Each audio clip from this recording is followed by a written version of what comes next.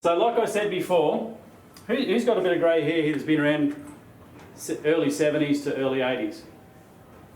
We'll talk about gold. 1972, Nixon took gold off the standard. So you couldn't swap a US dollar for gold anymore. It was not linked anymore. Does anyone know what the ratio was, why they stopped it? I assumed, before I was a bit more smarter, I assumed that $1 meant that the US government had $1 worth of gold. That was an assumption. It was wrong. The reason why they took it off the standard, because $1 in circulation, the US government had 30 cents worth of gold stored in the US. So if anyone wanted to get their gold out of the US, they were 70% short. That's why they did it, because they knew they couldn't sustain it. Anyone? That's pretty cool, isn't it? So Nixon took it off. So between 72 and 1982, gold went bonkers. It's a currency. Went up in value from, I think it was about $35 up to $1,200, roughly. Super growth for gold. And what's gold done since then?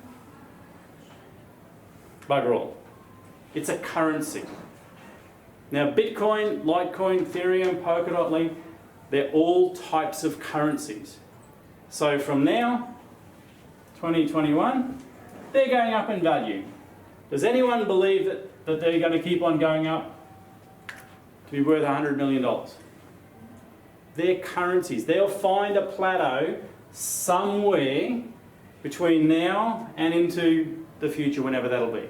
So they're going to grow in value. So when they grow, at some point, your portfolio, your bank account, your wallet, or your exchange account is not going to grow anymore. It's going to stagnate. And that's where we are now with our traditional monetary system, aren't we?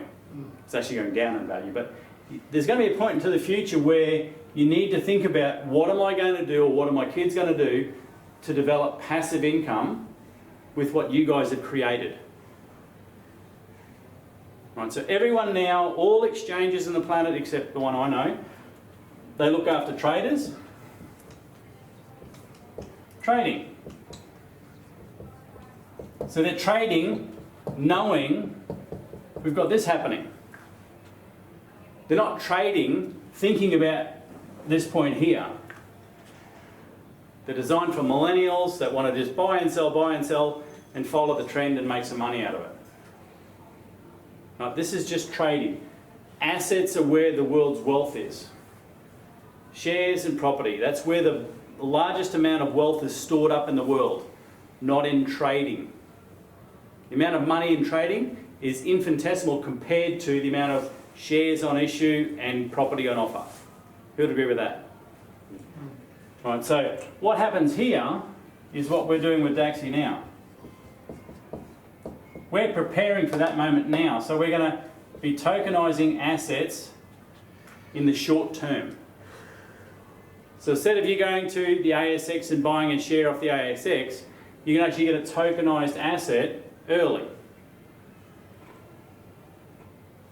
So what you're doing, you're still getting the benefit of this growing, but at some point you can jump out of that system and get your personal wealth keep on going up and up and up.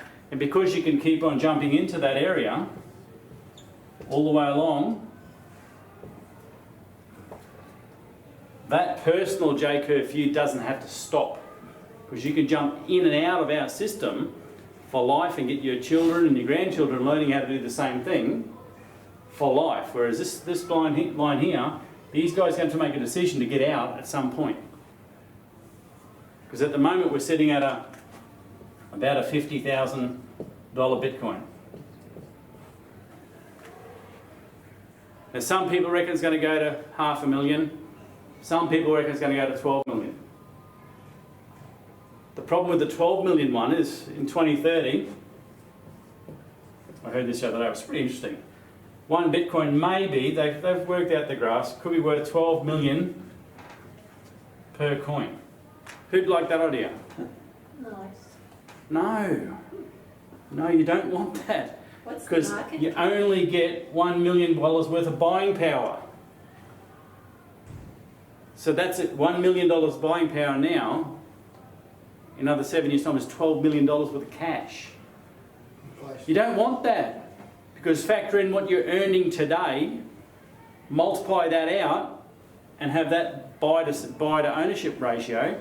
That's a pretty scary lifestyle number, isn't it? If you're making 100K or $120,000 now, you're going to have to earn 10 times that to have the same buying power you've got now. That's pretty scary.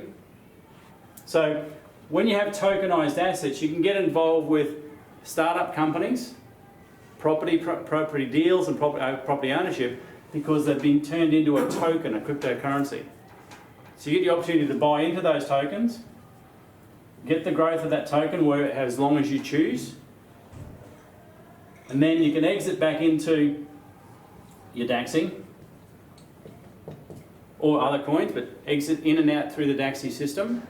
You can go back into Bitcoin and store your money there if you want, but you've got to get involved with the tokenised assets through the DAXI coin. So you're just going in and out of the DAXI tokenised asset system for life. Now the good thing about that is all the things that are on this timeline here, they have 3 levels of due diligence. So 3 professional organisations have assessed whether that's going to be a solid company for you. Whereas most of these exchanges here, up until very recently, all you need to do is pay a fee to get listed. The last sort of 6 or 8 months, they've changed their system a lot. Now it's a lot harder to get listed on the bigger exchanges. You can get listed on a junk exchange somewhere pretty easily. But the bigger exchanges have a lot more what they call due diligence around it. So you know that all options have 3 levels of due diligence, so you're protected. The company that you're buying into and getting that tokenised share is also protected from you from taking over their company, so it's a win-win for both people. You jump into it, you hold on to it, you jump back out, then you jump into another one, back and forward, all the while your personal wealth platform is growing and growing and growing indefinitely. Because who thinks for a second that the world's going to run out of good ideas to fund? There's always going to be good ideas. Unfortunately, it's probably more bad ideas than good ideas. That's why you need professionals to look at all these things and get the wheat from the chaff. And that's what DAXI is doing, is allowing us to jump in and out and not do that timeline. We can do a totally different timeline for us and our children. So who likes that idea?